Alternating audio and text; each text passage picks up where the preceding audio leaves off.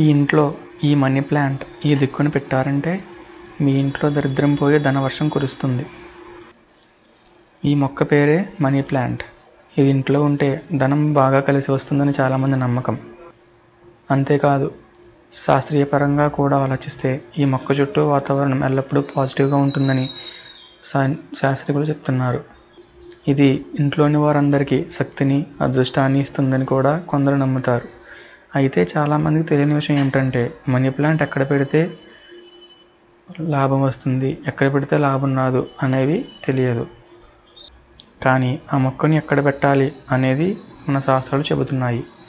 కొన్ని ప్రత్యేకమైన ప్రదేశాలలో మాత్రమే దాన్ని ఉంచాలని పేర్కొంటున్నాయి. ఇంతకీ ఎక్కడ ఉంచాలో ఎక్కడ ఉంచకూడదో మనం ఇప్పుడు తెలుసుకుందాం. ఇవన్నీ శాస్త్రాలను నమ్మేవారి కోసమే. ఈ విధమైన మనీ ప్లాంట్ని ఇంట్లో ఈశాన్య దిశలో ఉత్తరం మరియు తూర్పు మధ్యన ఉంచరాదు. అలా ఉంచినట్టయితే ఇంట్లో ఉన్న ధనమంతా పోయి మీరు కష్టాల పాలవుతారు. ఇంట్లో ఉండేవారి ఆరోగ్యం కూడా బాగోదు. ఈశాన్యం బరువు ఉండాలని పేరిట పలువురు పూల కుండీని అటువైపు పెట్టడం చేస్తూ ఉంటారు. ఇంటిలో ఏదైనా పూల కుండీలో లేదా బాటిల్లో నీళ్లు నింపి అందులో మనీ ప్లాంట్ని పెట్టుకోవాలి. దీంతో ఇంట్లో ఉన్నవారి ఆర్థిక పరిస్థితి మెరుగుపడుతుంది.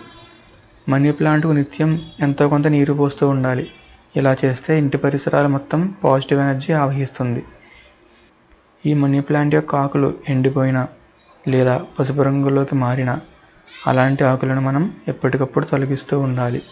లేదంటే మన ఇంట్లో వాస్తు దోషం ఏర్పడే అవకాశం ఉంది.